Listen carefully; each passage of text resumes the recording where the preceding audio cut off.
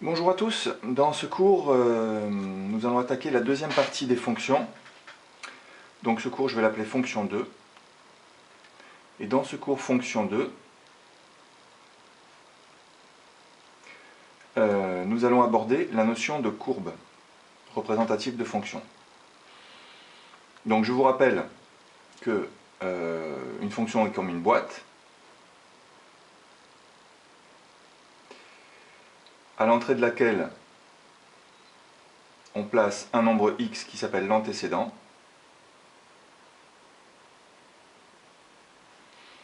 Et à la sortie, après un calcul, on a le nombre qu'on appelle f de x, qui s'appelle l'image de x par f. Alors c'est numérique. Ceci, c'est un calcul purement numérique. Un nombre donne un autre nombre. Et nous avons la possibilité de représenter ce schéma, x donne f de x, par l'intermédiaire d'un graphique, qu'on va appeler une courbe. Alors, on va prendre un exemple simple. Je vais prendre l'exemple f de x qui est égal à 2x moins 4. Donc à chaque fois qu'on nous donne un antécédent, on peut calculer l'image en remplaçant x par l'antécédent et en faisant le calcul 2x moins 4. Si je vous demande par exemple quelle est l'image de 3, eh bien il suffit de calculer f de 3, qui sera l'image de 3. Donc on remplace et on calcule, on remplace x par 3, ça nous fait 2 fois 3, moins 4, est égal à 6 moins 4, est égal à 2. Donc 2 est l'image de 3 par la fonction f. Alors, graphiquement, ça va avoir une influence sur ce qu'on appelle la courbe. On a 3 qui rentrent dans la boîte et qui donnent 2. Et ça signifiera que sur un graphique, le point A de coordonnées 3 et 2 appartiendra à la courbe de la fonction f. C de f, c'est la courbe de la fonction f, c'est l'ensemble des points qui se trouvent sur cette courbe. Et un point se trouve sur une courbe si son abscisse est l'antécédent et son ordonnée, c'est l'image. Donc l'antécédent, c'est x, l'image, c'est f de x, mais en graphique, ici, on a l'abscisse. Alors l'abscisse, qu'on l'appelle x, c'est pas gênant, mais ici, nous avons la deuxième coordonnée qui est l'ordonnée, justement, qu'on a l'habitude d'appeler y. Et donc, l'image sera le y. Ça veut dire quoi? Ça veut dire que si on fait un schéma, si on trace un petit repère de coordonnées,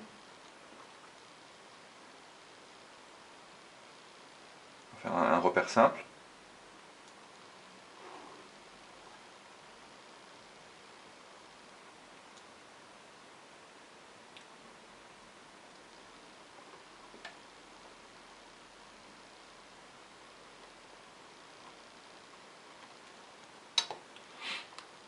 Alors je prends 1 cm pour une unité.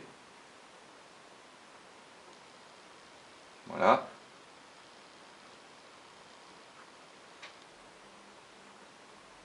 Ça voudra dire que le point de coordonnées 3, 2 appartiendra à la courbe de f.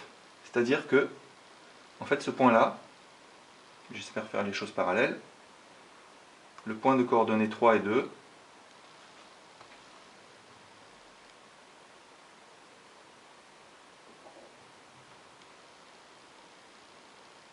ce point-là sera sur la courbe de f.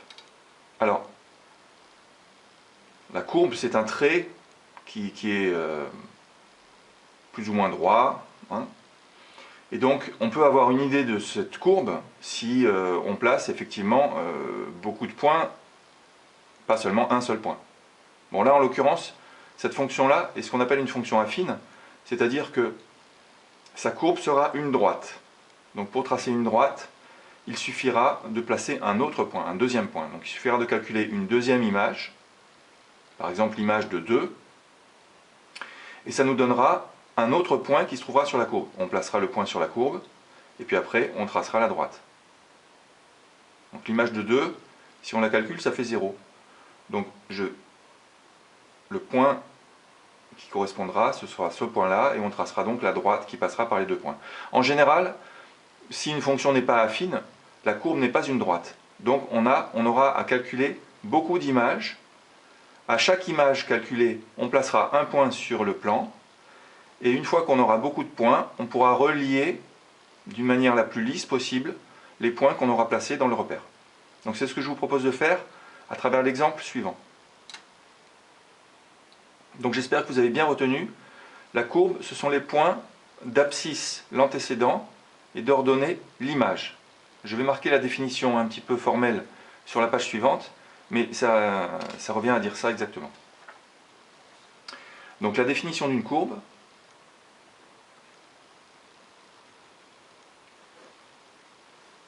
La courbe de f. Attendez, je vais juste vérifier que ma feuille est bien cadrée. Pas du tout. Si? Oui, c'est bon. Donc définition, la courbe de f est formée par les points de coordonnées x et f de x. Ici nous avons l'antécédent et ici nous avons l'image.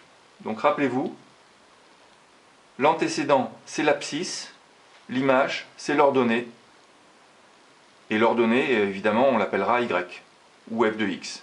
Y ou f de x, ce sera pareil pour nous. Voilà, donc ça c'est la définition. Quelle horreur, excusez-moi. Hop. Voilà.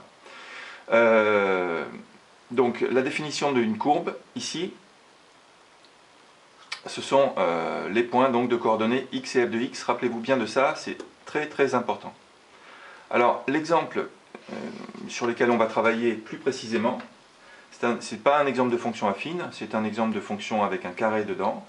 Donc l'exemple est le suivant. On a une fonction que j'appelle h, et la formule de h de x, bon, c'est comme f, hein, c'est comme si je disais f de x, hein, mais là elle s'appelle h, pour que vous vous habituiez à ne pas travailler que avec des fonctions qui s'appellent f. Bon, on peut l'appeler une fonction h, sans problème. Donc h de x, c'est l'image de x par la fonction h. Et la formule de h de x, c'est x moins 1 au carré moins 4. Voilà. Pardon. Donc l'idée, c'est de tracer la courbe de la fonction h. Bon, la fonction h, ce n'est pas une fonction affine, il y aura beaucoup plus que 2 points à placer. Je vous propose de placer 13 points. Alors, pour placer ces 13 points, on va devoir calculer 13 images de 13 antécédents différents. Les 13 antécédents, ce seront les nombres qui vont de moins 2, après on a moins 1,5, moins 1, etc. Donc je vais de 0,5 en 0,5, l'avant-dernier c'est 1,5, et le dernier c'est 2, si on en compte, il y en a 13 en tout. On va commencer par, je vais vous montrer comment on fait pour calculer l'image de moins 2, et puis après, eh bien, je vais vous demander, vous, de calculer les autres images. Donc vous ferez une pause sur la vidéo, et puis après, quand vous reprendrez la vidéo, je vous montrerai tous les résultats que vous avez trouvés, quoi. Alors, pour calculer l'image de moins 2. Donc, qu'est-ce que je fais, les deux verbes à connaître? Je remplace, je calcule. Donc, h de moins 2, je remplace x par moins 2. Ça me fait moins 2 moins 1 au carré, moins 4. Alors ici, on voit que ça ressemble à une identité remarquable, mais enfin, c'est hors de question de calculer l'identité remarquable. De calculer ça avec l'identité remarquable, non.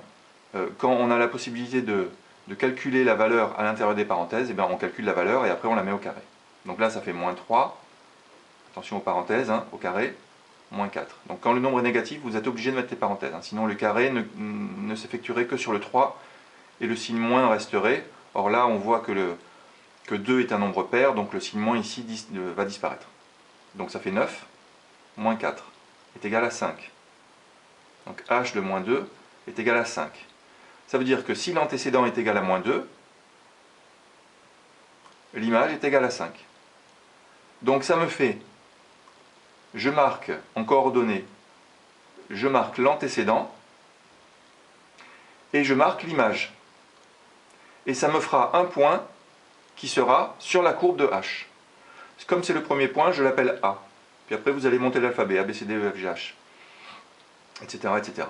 Donc voilà un premier point qui se trouvera sur la courbe. Qu'est-ce que je vais faire? Eh bien, je vais tracer un repère de coordonnées. Là, je ne vais pas le faire, mais vous pouvez le faire. Et placer le point A de coordonnées moins 2, 5. Alors, en fait, comme on a 13 calculs à faire, je vous invite à faire ce qu'on appelle un tableau de valeurs. Donc le tableau de valeurs, c'est le tableau que je vais faire tout de suite, là, ici.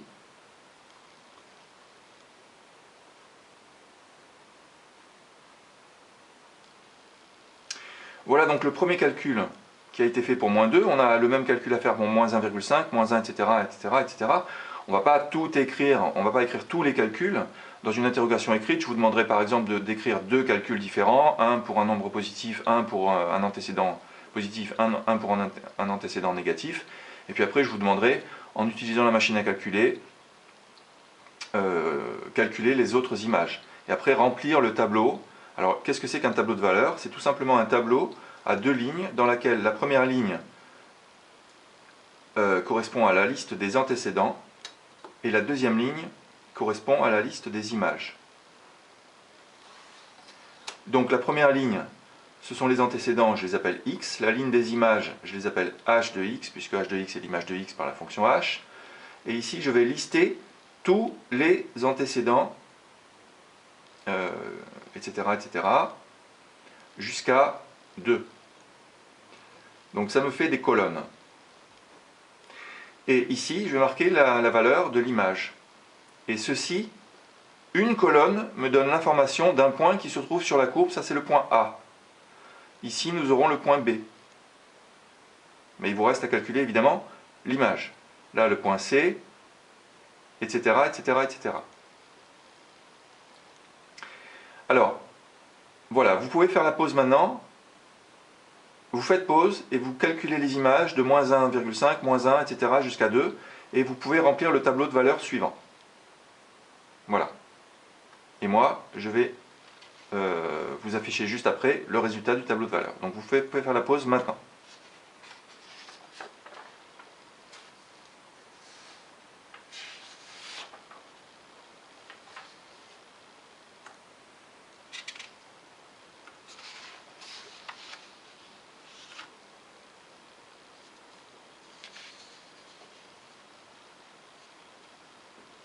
Voilà, donc je vous ai affiché le tableau de valeurs.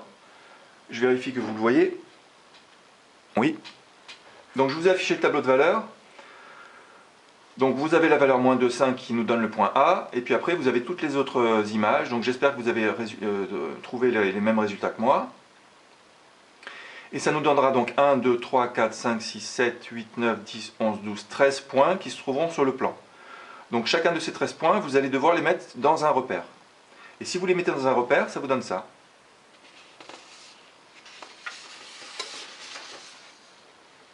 Voilà, ça vous donne ça. Alors,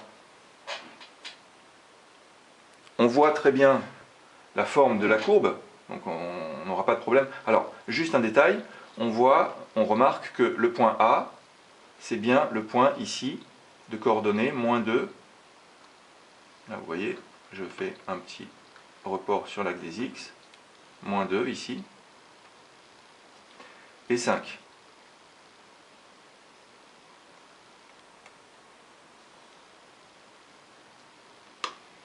Et donc ce point A signifie que moins 2 a pour image 5. Et vous avez tous les autres points, B, C, D, qui correspondent aux valeurs que vous avez trouvées dans votre tableau de valeurs. Vous avez ici le point B de coordonnées moins 1,5, 2,25, eh bien le point B de coordonnées moins 1,5 moins 2, et 2,25, c'est le point qui se trouve ici. Moins 1,5, 2,25, etc., etc., etc. Donc vous placez tous vos points jusqu'au point M. Et puis après, bien sûr, il va falloir les relier par un trait le plus lisse possible. Mais ça, je vous fais confiance, vous êtes des professionnels du dessin. Et ça vous fait ceci. Donc ça nous donne une courbe qui s'appelle une parabole. Dès que vous voyez un carré dans une formule, vous obtenez une forme parabolique, c'est-à-dire une forme comme ça. Alors ça peut être une parabole inversée, hein, selon les cas. Parabole inversée, ce serait une parabole comme ça. Mais là, on a une parabole, voilà, convexe, on dit. C'est-à-dire les branches, les deux branches tournées vers le haut. Convexe. Bien, alors à quoi va nous servir cette courbe? À faire des lectures graphiques. Et c'est ça que je vais vous demander de faire en exercice d'application de cette cours. Alors la lecture graphique, par exemple, si on nous demande quelle est l'image, si on nous demande de lire une image, il y a plusieurs choses à faire. Lire une image, c'est la première chose à faire. Donc lire une image. Je vais l'écrire. La première chose qu'on nous demande de faire, c'est lire l'image. Donc pour lire une image, si par exemple, lire l'image de 4, par exemple. Si on ne nous donne que la courbe, admettons qu'on n'ait pas la formule de la fonction. Si on veut lire l'image de 4, eh bien, comme 4 a une image, 4 est donc un antécédent.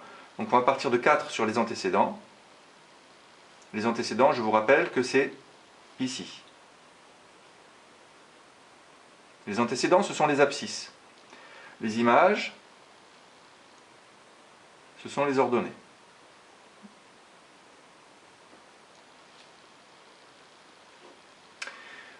Donc toutes les images vont être lues sur l'axe des Y, tous les antécédents vont être lus sur l'axe des abscisses. On peut l'appeler l'axe des antécédents aussi. Lire l'image de 4, 4 est un antécédent, donc on part de 4 au niveau de l'axe des antécédents, et on monte sur la courbe, jusqu'au point. Donc on va dans ce sens-là, et puis après pour lire l'image, eh bien on reporte sur l'axe des images. Voilà. Et vous avez 5. Donc là, on n'avait pas, si on avait eu que la courbe, on aurait eu cette information-là, graphiquement. Par exemple, si on ne connaissait pas la formule de la fonction, eh bien on pourrait avoir cette information-là. Si par exemple, je vous demande de lire des antécédents,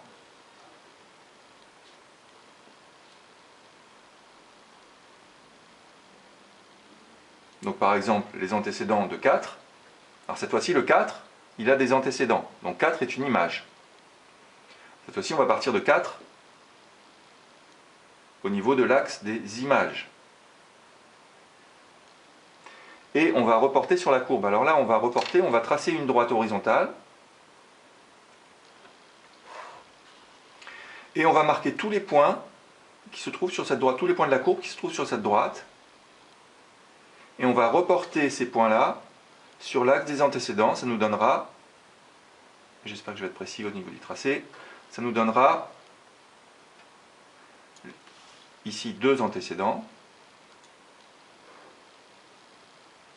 Donc celui-ci là, je ne sais pas, peut-être 3,8. Et celui-là, moins 1,8. Donc on dira que 3,8 et moins 1,8 sont les deux antécédents de 4. Voilà comment on fait pour lire un antécédent. Voilà, j'espère que vous avez compris ces deux parties, comment lire une image, comment lire des antécédents, en se servant d'une courbe, et surtout comment construire une courbe à partir d'un tableau de valeurs. Donc, si on veut résumer ce que vous devez retenir dans cette leçon, c'est, premièrement, la courbe, ce sont les points de coordonnées x et f de x. Voilà. Donc, antécédent, image, abscisse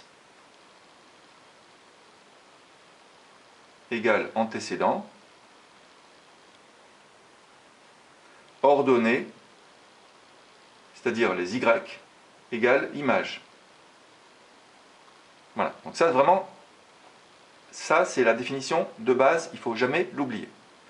Deuxièmement, pour construire une courbe,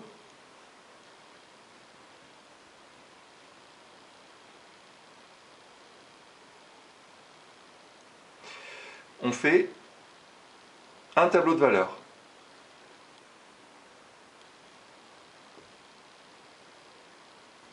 Voilà, comme on a fait tout à l'heure. Troisièmement, savoir lire. Qu'est-ce que je réponds? Savoir lire une image. Savoir lire. Lire, ça veut dire à partir de la courbe.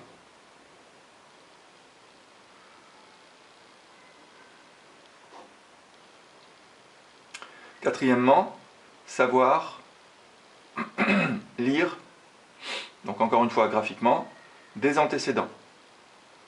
Donc ce sont les 4 choses qu'on a faites, ici encore graphiquement. Ce sont les 4 choses qu'on a faites dans cette leçon. Il faut que vous sachiez le faire, et je vais vous demander, donc en exercice d'application, vous allez avoir sous la vidéo un PDF avec un certain nombre d'exemplaires de la même courbe de la fonction h, une courbe vide sans aucune construction. Donc si vous l'imprimez, vous pouvez réaliser vos constructions. Les constructions, ce sont les suivantes. Premièrement, exercice 1, lire l'image de 1,25. Donc 1,25 c'est le milieu entre 1 et 1,5. Donc celle-là on ne l'a pas, hein, on ne l'a pas calculé dans le tableau de valeur. Deuxièmement, lire les antécédents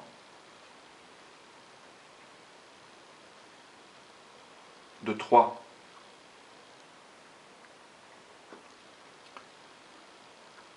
Voilà. Donc vous avez ces 2 exercices à faire sur la courbe. Si vous arrivez à les faire, eh bien vous saurez utiliser la courbe pour travailler sur les images et les antécédents. Voilà. Je vous remercie de votre attention et vous dis à bientôt.